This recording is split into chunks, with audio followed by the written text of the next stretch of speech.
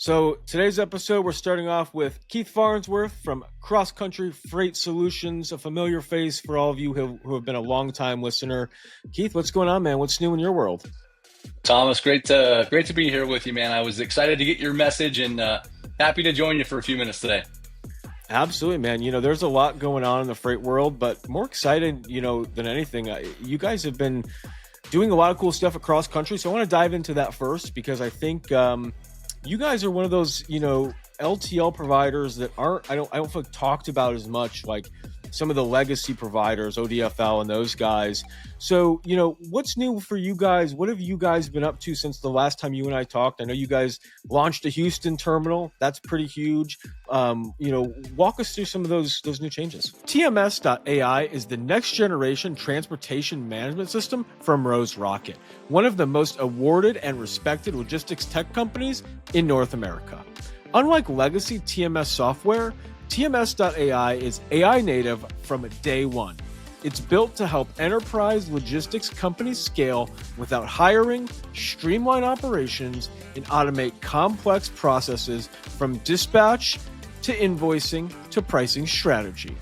With a modular design, TMS.ai lets you build what you need now and add more when the market rebounds. No overcommitment, no bloated contracts, just speed, flexibility, and real ROI. Check out RoseRocket.com or TMS.ai to get started. Yeah, we've been on a pretty neat growth path the past 2+ years. We like to think that we've effectively flown under the radar for a series of years, but I think that time is pretty much over. You mentioned we opened up Houston, Texas recently. That's our third Texas terminal that we've opened. We're going to continue to kind of build out certain strategic markets, whether it's Texas or other opportunity areas. There's a lot that we can do out of markets like Texas into our footprint. So if you're not familiar with cross country, we've got 18 states now that we service direct through asset LTL. So we're not as big as some of those national carriers. We're flying a little bit under the radar, but hopefully those days are coming to a close here pretty quick. Something I've always found so unique with you guys as well is the amount of technology that you guys build in-house. Because I think the last time we talked, you guys were working on a bunch of new technology. This was maybe 4 or 5 months ago now. What kind of tech are you guys mainly focused on and utilizing to maybe help your shipping partners, but also yourselves? Because I think that tech, sometimes we look at how the end user is going to perceive it, but sometimes it's about making your operations, your line haul operations, your LTL operations more efficient as well. So what kind of tech are you guys utilizing, especially not being one of these major or name brand players, so to speak? Yeah, again, this is what will surprise most people is that we're a heavy asset-based company, right? We've got the terminals and the network built out like most regional or super regional carriers. Yeah. But the unique thing about us is we actually have our own development team. And so we have a group of very talented developers that will work on anything that makes sense for us or our customers. And so we've got, just like a tech company, we've got probably a 12-month sprint cycle planned out in the future. We're prioritizing, enhancements that makes the customer experience better, that makes it easier for our drivers, easier for our dock staff, and increasing web capabilities. Essentially, you name it, we're building at a pretty rapid speed. So I can give you a couple of examples of what we've done recently, Please. because it's moving at a speed right now that I think is really exciting, and most people don't realize that it's going to continue to move even quicker. What Right. AI has done to enhance our existing development is really 10xing the speed and efficiency that we can build our own tools. And so I think Yeah. we'll get to the point in the next 2-3 years where it'll be easier and more cost effective for companies like us to build their own technology as opposed to going to outsource and purchasing large, costly software systems, whether that's a CRM, an internal system, a brokerage software. And so us being on the front of that is where we feel we are. And it's fun to watch because there's some tools right now that we're playing around with. You don't even have to be able to code to be able to build a functional system. So it's really neat. We've built an instant onboarding tool. We've actually streamlined our billing practices. We're using what I'll call autonomous billing. Basically, anything that comes in, we're scraping that bill of lading automatically, capturing all the information from hundreds, if not thousands, of different formatted bill of ladings to effectively feed into our internal system, accurately bill all of those LTL invoices, and then managing exceptions. And these are all things that were built within 30 to 45 days and deployed. Wow. This isn't like a 2 year, 3 year build. We're building quick and efficient right now.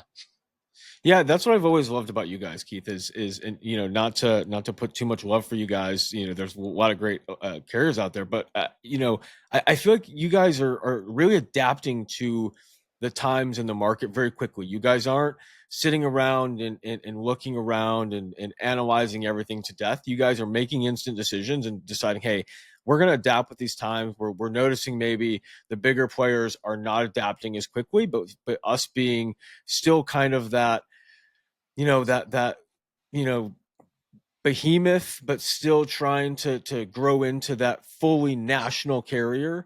You guys can still make those shifts quickly and take on some of this new tech, like you said, this instant onboarding you guys are doing.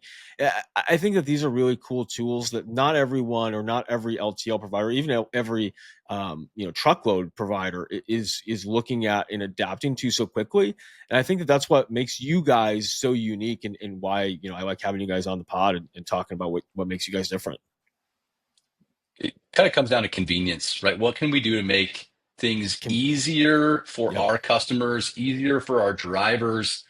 Another quick tech tool that we've had around for 6+ years is our pictures at pickup and point of delivery. So we've been Mm, doing pictures at, as soon as our driver shows up. We first started with deliveries. We've recently added at point of pickup. But our drivers take pictures of how the freight was received, how it was delivered, to make sure that there was no discrepancies. And that's available online instantly to the customers, the shippers, whoever wants to access that information. But the cool thing now is it's actually built around our entire app. And so we built a smart. driver app that our drivers have the exact process that they want to follow as they pull in. We control it. It's not a third party that tells us, hey, Keith, this is how CrossCountry should pick up and deliver Right. freight. We get to build our own processes through our own tools. So it's definitely a part of fun to be a part of.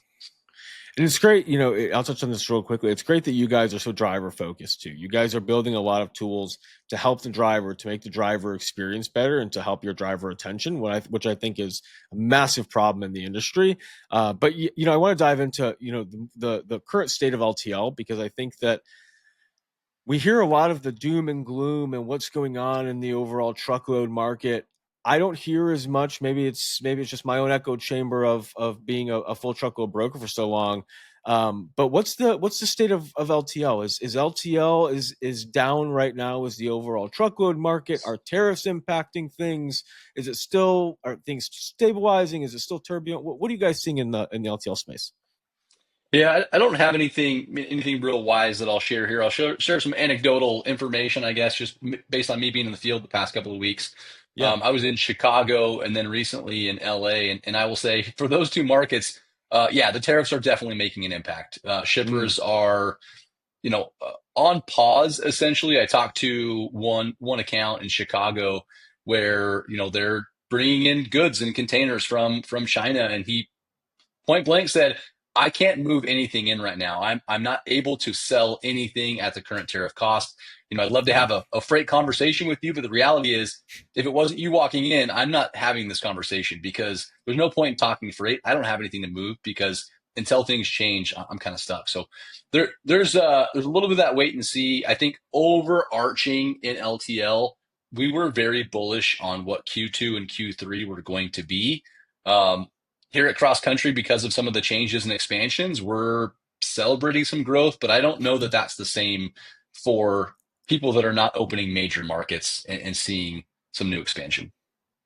Yeah, I mean that makes a lot of sense, and piggybacking off of what I've seen and heard off of the last couple conferences I've been at, Broker Carrier Summit, and then most recently and TIA as well.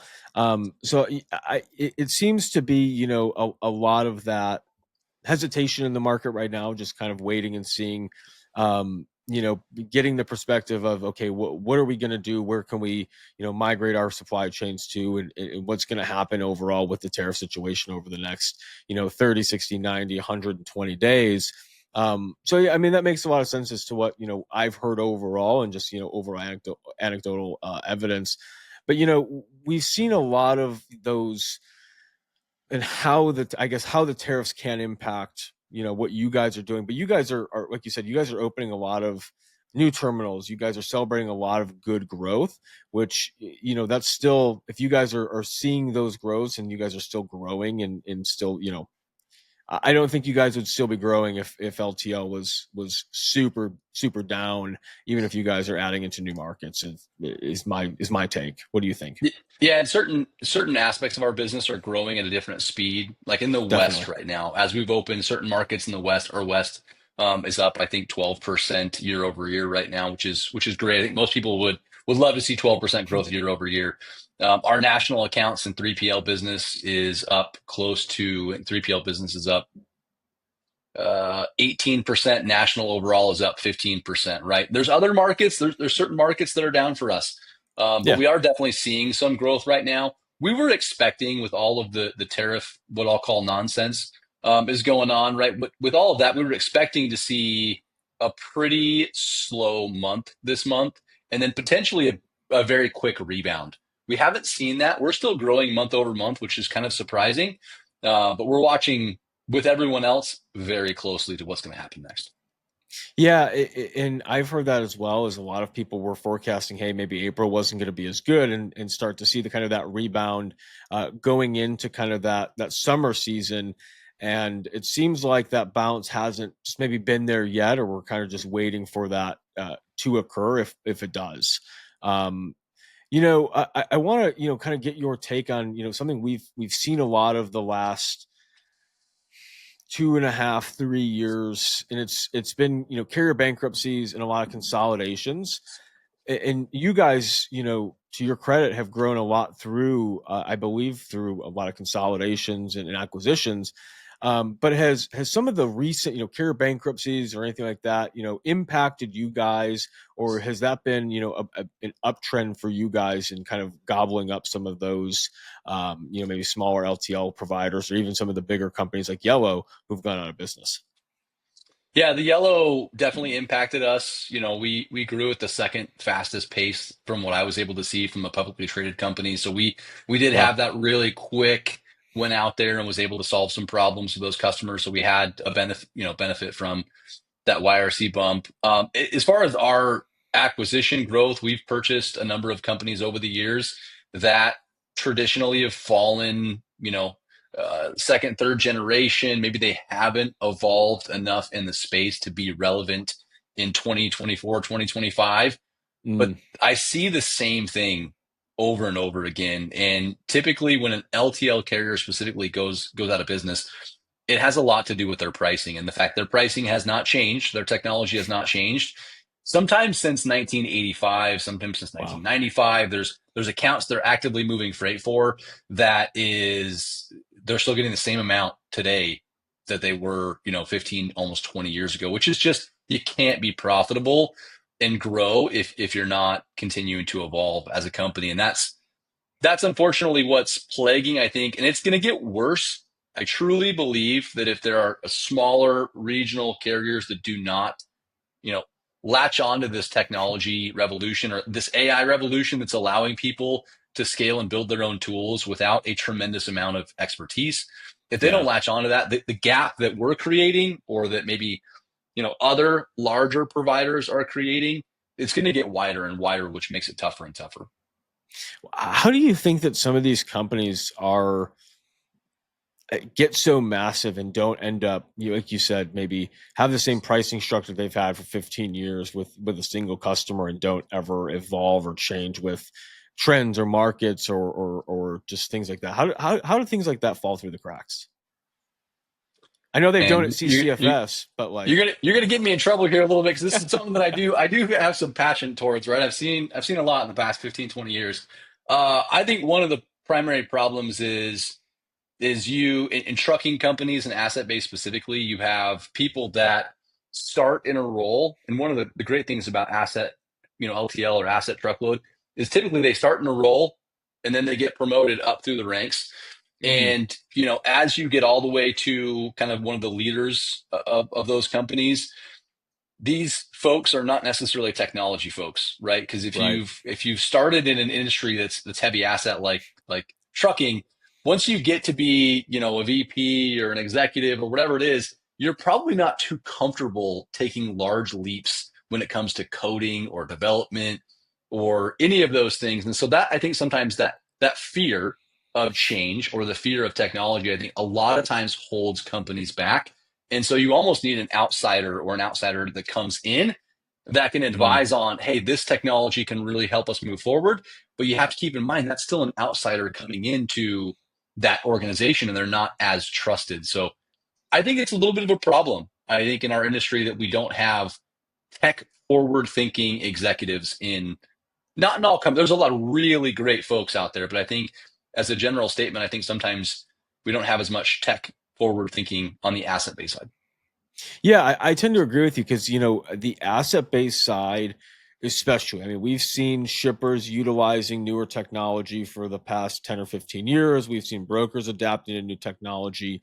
But when it comes to asset based, whether that's LTL or full truckload, you don't see them adapting as well. And a lot of times you hear, well, the assets don't adapt because they don't have, as much money to spend.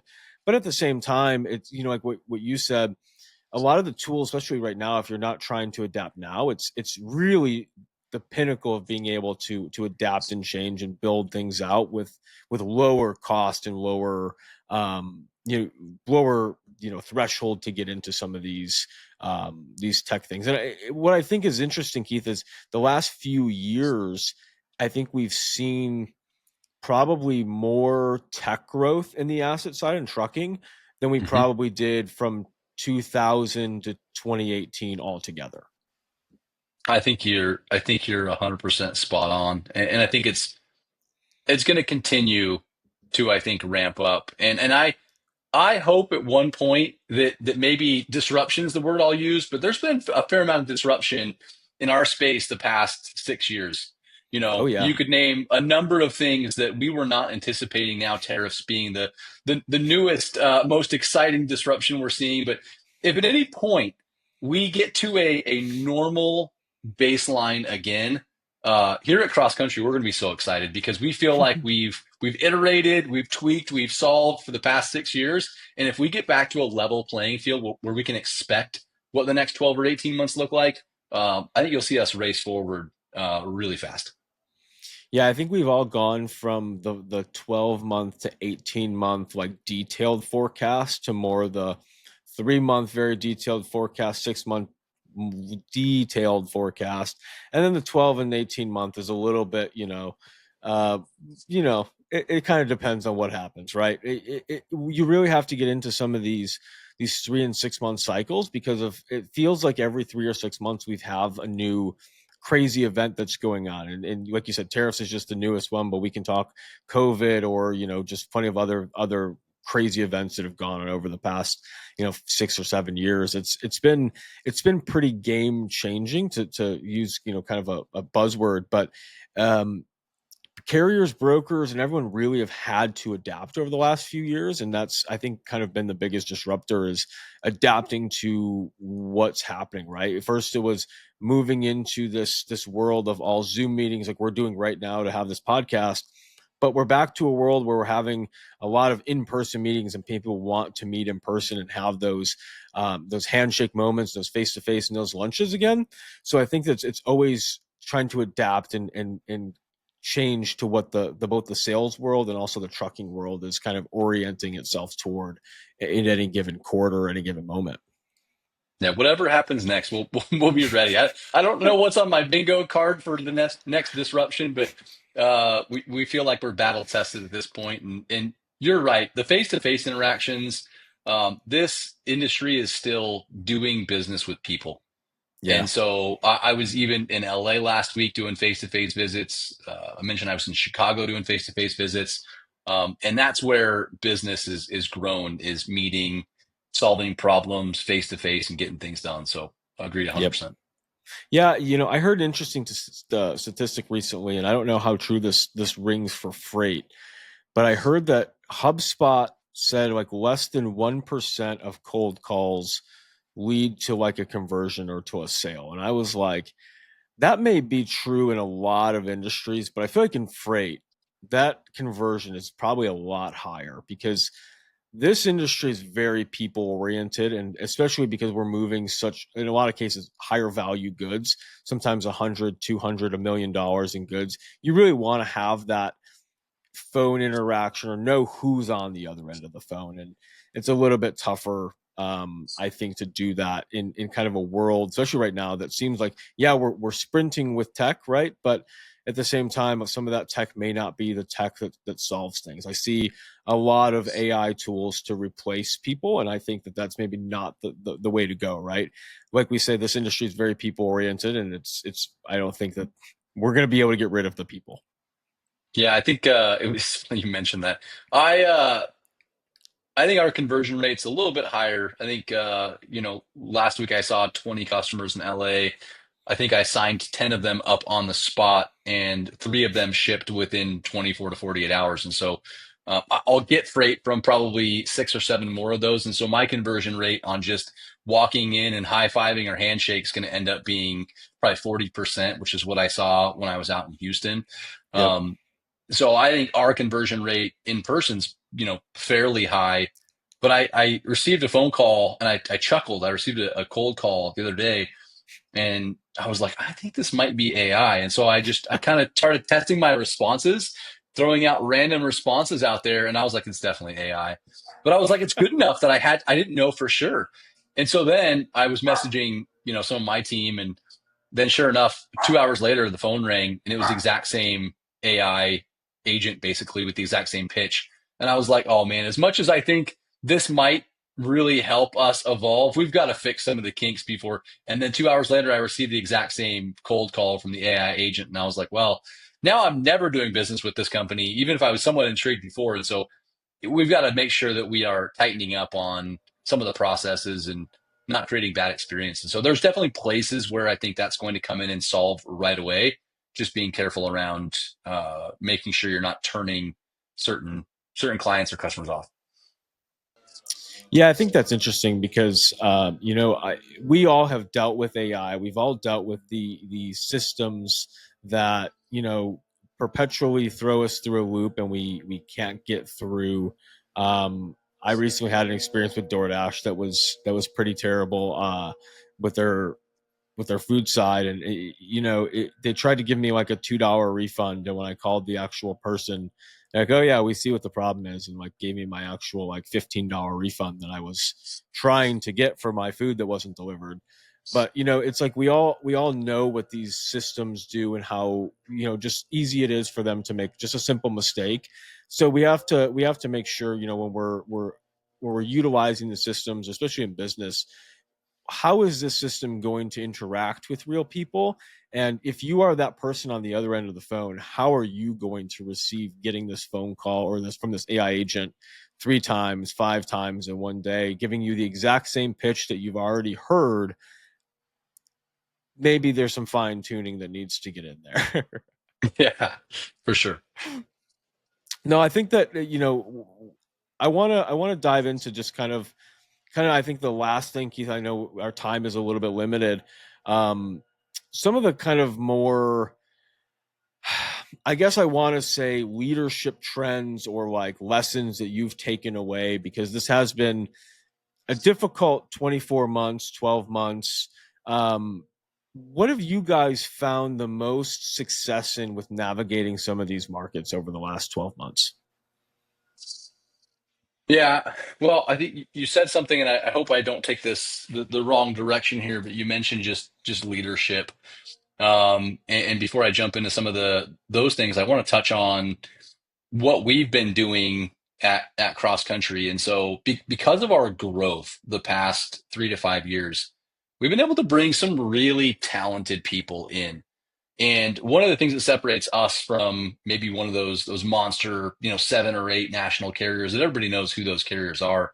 One of the things that separates us is, in a market like Dallas, for example, right? Or Houston or Los Angeles, in a market where we're going to go from 0 bills a day to probably 500 or 1,000 bills a day in the next 3 to 4 years. We're going to have so much growth. That growth is going to create opportunities for people that come into the organization, that come in as an inside rep and then get promoted within 6 months to an outside rep.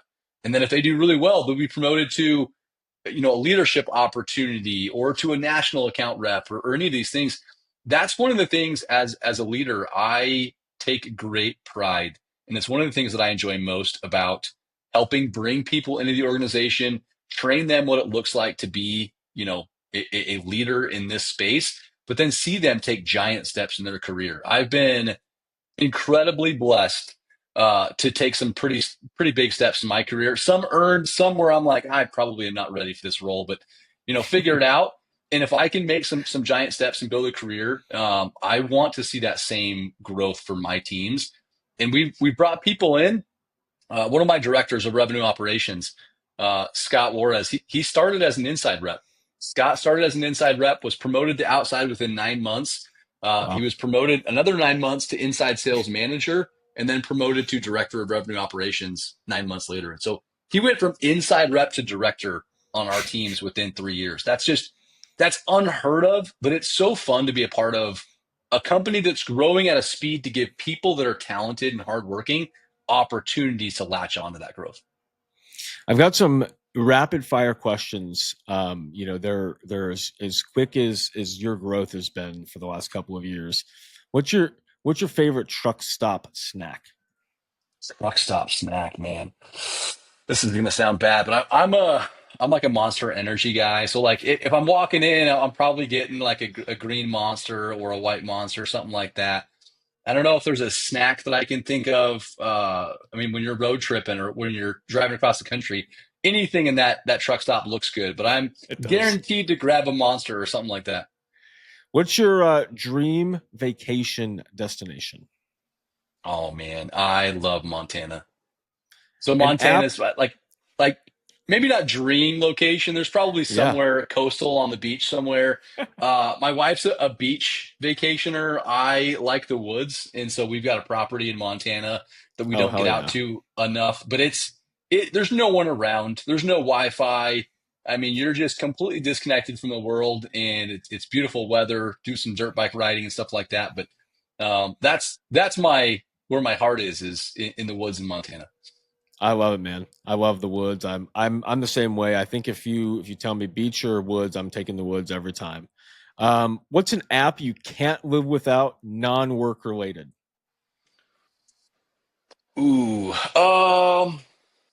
it's kind of both, right? So my new favorite tool. It's a tool called Plod, Plaud, right? Not promoted here from Plod, but I spent maybe $150 or $200 on this note taker, and I use it.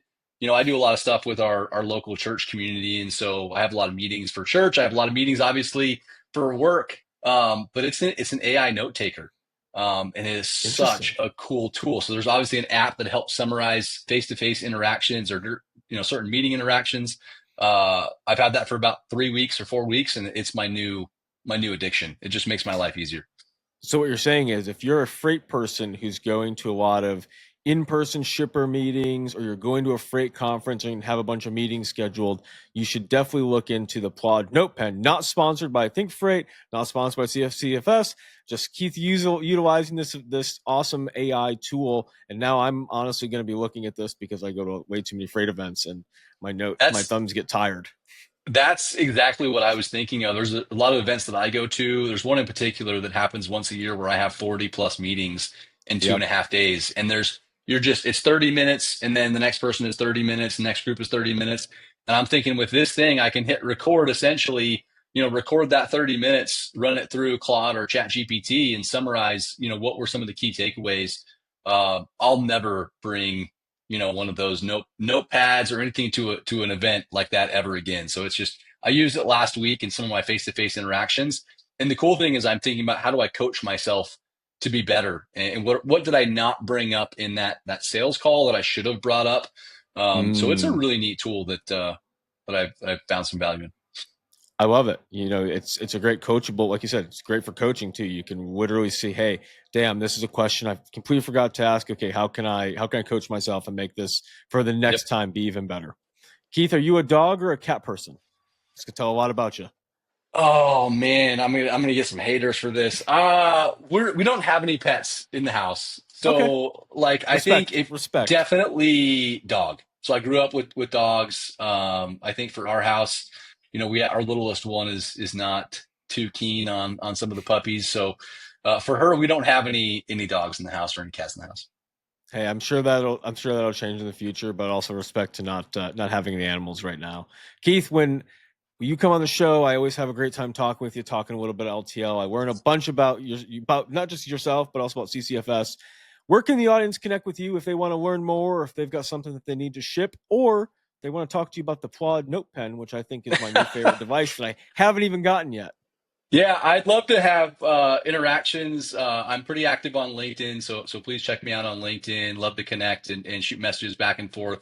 If you have something or need some help moving LTL across the country, please check out ccfs.com. We'd love to help, and we can help very quickly. If you have something to move today, we can pick it up today. That's how fast we move.